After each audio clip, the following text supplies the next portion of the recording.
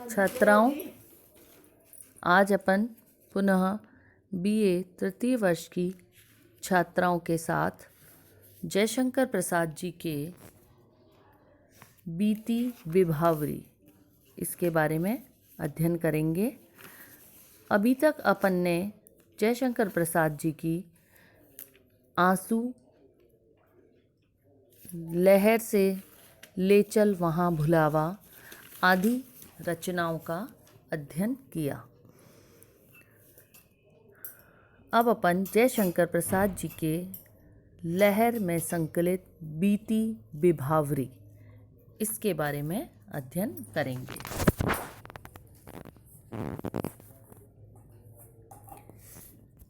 बीती विभावरी जागरी, अंबर पनघट में डुबो रही, तारा घट उषा नगरी,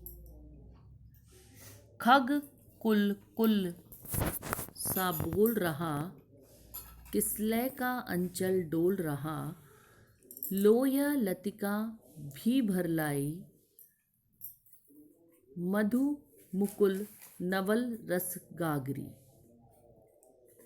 अधरों में राग अमंद पिए, अकलों में मलयज बंद किए, तू अब तक सोई है आली, आँखों में भरे बिहागरी। विभावरी यानी कि रात, बीती विभावरी, विभावरी यानी कि रात।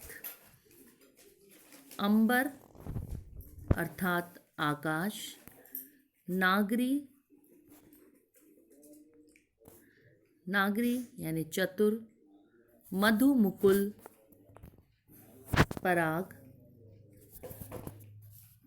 मधु मुकुल पराग से भरी हुई कली, नवल अर्थात नई, अमंद अर्थात अधिक, अकलों यानी कि केशों बाल, आली अर्थात सखी, बिहाग प्रातःकालीन लालिमा। बिहाग किसे कहते हैं?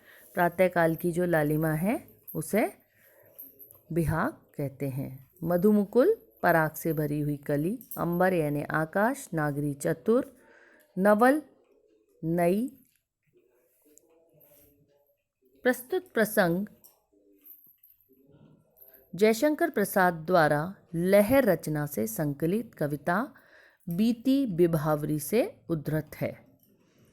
इसमें कवि ने प्रातःकालीन प्राकृतिक शोभा का रहस्यात्मक चित्रण किया है। निम्न जो पद है उसमें कवि प्रसाद ने प्रातःकालीन प्रकृति की जो शोभा है उसका वर्णन किया है। कवि कहते हैं कि अंधकारपूर्ण रात बीत गई है, बीती विभावरी जागीरी, पनघट अंबर पनघट में डुबो रही। कवि कहते हैं कि अंधकार की रात बीत गई है, इसलिए प्रकृति रूपी नायिका को जगा रही है। रात के बीतने पर अर्थात प्रातःकाल होने पर आकाश रूपी पनघट में उषा रूपी चतुर नायिका तारे रूपी घड़ों को डुबो रही है। अर्थात जो रात है वो आकाश रूपी पनघट यानी कि जो जल भरने की स्थान उसे कहते हैं पनघट, उसमें उषा रूपी, उषा यानी रात रूपी नायिका तारे रूपी घड़ों को डुबो रही है। अर्थात उषा काल होने पर आकाश के तारे छिप रहे हैं, यानी प्रातःकाल होने पर आकाश के तारे छिप रहे हैं। अपन जानते हैं जब सुबह का समय होता है तो आकाश में तारे छुपने लगते हैं और सूर्योदय होने लगता है। प्रातःकाल होते ही पक्षियों के मधुर स्वर में बोलने लगे हैं। अंधकार समाप्त हो गया है, उषा काल होने पर आकाश में तारे छिप गए हैं। प्रातःकाल होते ही पक्षियों की मधुर ध्वनि सुनाई दे रही है और मंद शीतल हवा के झोंकों से कपोल पत्ते हिलने डुलने लगे हैं। और प्रातःकाल होते ही जो शीतल हवा चल रही है उससे जो कोमल पत्ते हैं वो हिलने डुलने लगे हैं। लता पर खिलने वाली नई कली भी रस से परिपूर्ण पराग को भरकर खिल रही है। जो लता पर खिलने वाली जो कलियां हैं, नई नई कलियां, वो पराग से भरकर खिल रही हैं। इस प्रकार प्रातःकाल होते ही सारा प्राकृतिक वातावरण मनोरम बन रहा है। अर्थात जो प्रातःकाल का वातावरण है वो बहुत ही मनोरम यानी मन को मुग्ध करने वाला हो गया है। फिर भी अरे प्रकृति नायिका, तू अपने अधरों में अत्यधिक राग यानी लालिमा का प्रेम भाव को अपनाती हुई तथा अपने केश पाश में चंदन से सुगंधित हवा को समेटी हुई अभी तक सोई हुई है। कवि कहते हैं कि जो प्रकृति रूपी नायिका है वो अपने अधर यानी ओंठों पर अत्यधिक लालिमा यानी कि लाल लाल रंग से अपनाती हुई अपने केश में चंदन सी सुगंध हवा में समेटी हुई भरी हुई सोई है तथा अभी तक तुम्हारी आँखों में लालाई छाई हुई है। इसमें कवि ने प्रातःकाल की बहुत ही सुंदर छटा और प्राकृतिक शोभा का रहस्यात्मक चित्रण किया है इस पद में। किसने? जयशंकर प्रसाद जी ने। लहर की बीती विभावरी से उद्धृत इस पद में प्रातःकालीन प्राकृतिक शोभा का वर्णन किया है। इसमें विशेष के रूप में प्रातःकालीन प्राकृतिक शोभा का अलंकृत एवं रहस्यपूर्ण चित्रण हुआ है। अपन ने पद में देखा, इसमें प्रातःकालीन शोभा का रहस्यपूर्ण चित्रण है और कवि का प्रकृति के प्रति अनुराग व्यक्त हो रहा है।